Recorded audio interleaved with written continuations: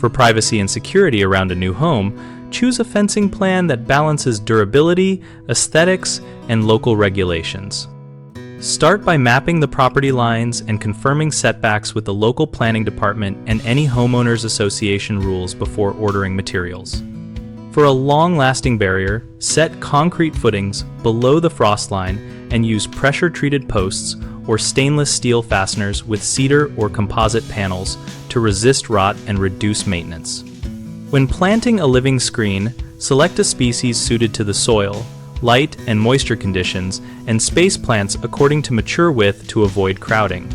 For fast screening, consider clumping bamboo in an enclosed root barrier or columnar evergreen hedges for narrow spaces.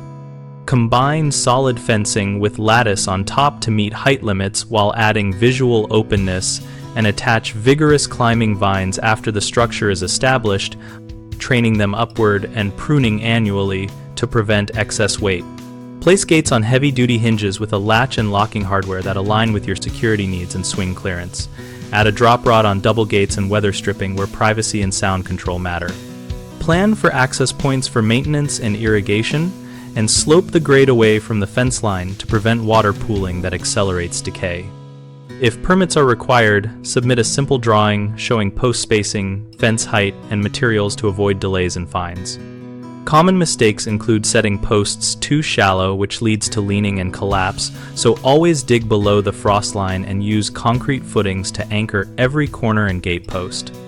Another frequent issue is choosing plants that outgrow their space or are not suited to the climate, so research mature size and hardiness and install root barriers or select clumping varieties where appropriate.